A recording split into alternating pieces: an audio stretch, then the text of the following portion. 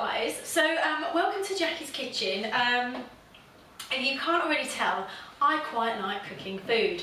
I'm a bit of a amateur baker, and I work mostly with dairy-free and gluten-free whenever I cook anything. So whether it's dinner time, whether it's cakes, whatever, I really love to experiment because ultimately I do really feel you have to enjoy your food. So what I thought today is I was going through my cupboard, and there's a lot of things that I use on a regular basis when I'm cooking stuff. And I often get asked, you know, what do I use, what needs to go into stuff, and I thought, you know what, I'll just share it with you. So I'm going to work from this side and work my way around. And the very first thing I just want to show you is cocoa powder. Now this is the raw cocoa powder. It's from the Raw Chocolate Company. I ordered this online from a company called iherb.com, and it's fab. It's great for flavouring smoothies. It's great natural way of flavouring cakes.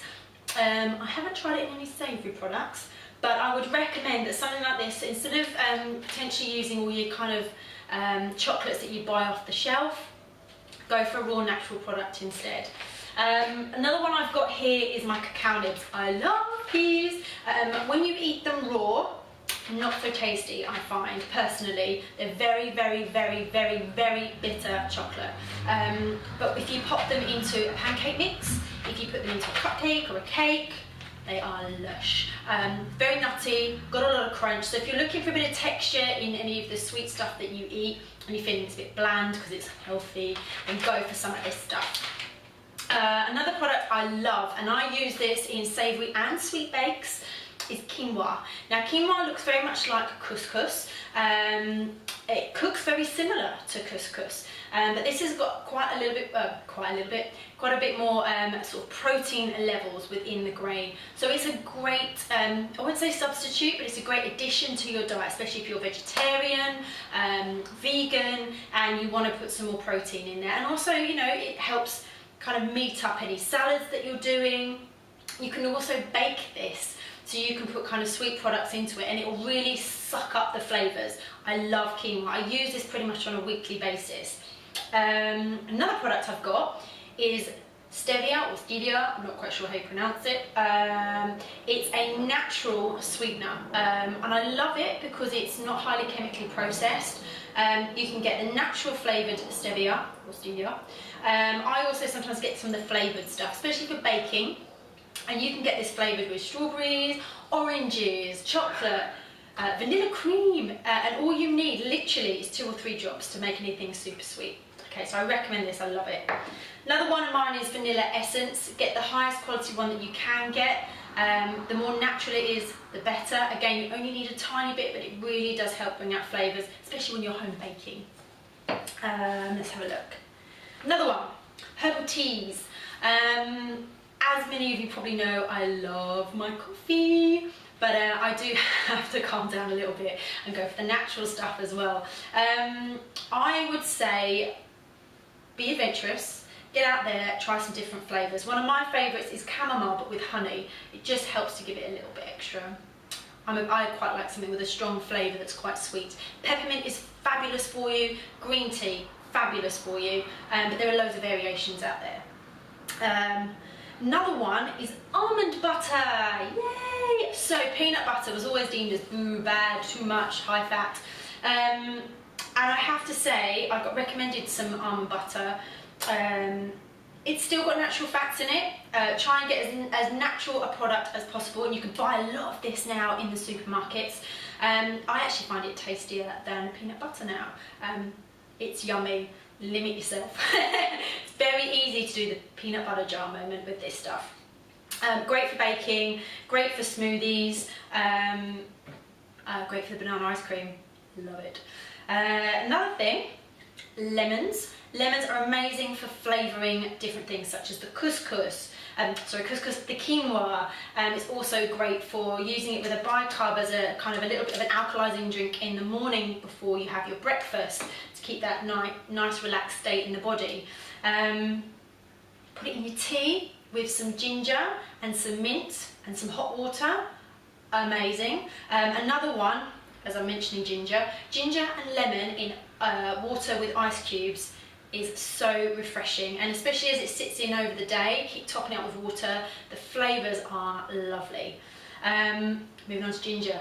Very, very good for you. So many things. You know, you can find out as much as you like about ginger on the internet, but it's great tasting. It's great for flavouring food, great for flavouring waters, brilliant to put in smoothies, and it's really, really good for you. So I recommend, and buy it in big chunks. You know, don't be shy. Get used to the taste, and you'll find you'll want a little bit more as you go along. It can initially be a bit powerful, so break it up. Let's have a look. Then we've also got protein powders. I have got another protein, bear with me. Whilst I'm over there. Okay, so pea protein and rice protein. Now, you probably do a lot of protein shakes, or you've seen them, or slimming shakes, etc. And a lot of these have a whey product. Now, whey is a dairy-based product. Now, I myself can't have any dairy, same as I can't have any gluten or wheat. So I'm always looking for alternative ways of not substituting, but supplementing, especially when I'm having a heavy training session, and I may need a little bit extra protein in my diet. Out of the two, on my personal preference, pea protein. I experimented a lot. I must have tried about 5 different brands of rice protein. Pulsing, by the way, is a fabulous brand, but pea for me, perfect. Okay, it blends really, really well. Doesn't have a major taste, and it's great. You can put these in pancakes, you can put these in cakes. You don't have to just have it in a smoothie if you don't want to. Okay, it's enough about the protein. Okay, so we've done the proteins. Now we're going to move on to a couple of my other favourites. So we've got almond milk here.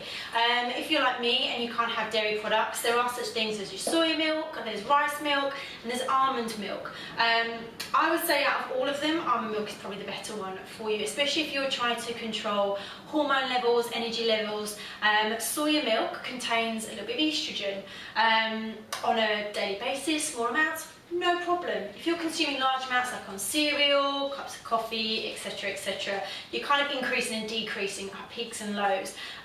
So I would probably say out of all of them, give the almond milk a go, and you can get sweetened and unsweetened. Great for teas and coffees, really good for baking, put it on your cereal, it's just as versatile. Another thing I've got is the raw chia seeds. Now, these are a great source of essential fats and proteins. Again, I got these from the Raw Chocolate Company from iherb.com, and I would say if you're going to use them, soak them first. Soak them in a little bit of almond milk. Probably only need a teaspoon to 2 teaspoons if you're using them in anything or on anything. They do swell. I'm sure if you ate them in this format, they're fine. You know, nothing horrible is going to happen. I just feel a little bit bloated. So soak them first. It was a great tip a friend gave me. Now, the last little thing I've got here are these babies, and these are flavoured oil, so extra virgin olive oil. This one's flavoured with orange, this one's flavoured with mint, and these are natural flavours straight from oranges, the orange oils and the mint oils. They taste amazing, and as soon as I find out where you can stock up on these, because these were a gift, I will post out the link. These are great on salads, they're great to cook your meats in, they are great for dressings. This orange one was my favourite on fruit salad. It was delicious. You only need a tiny little bit because it's quite concentrated. So yes, extra virgin olive oil flavoured. And then of course, I love things like all your dried fruits, your nuts, dates, everything you can imagine. So I hope this has given you a good little insight into my cupboard. And if you have any questions or even any recommendations, let me know. And I will see you soon.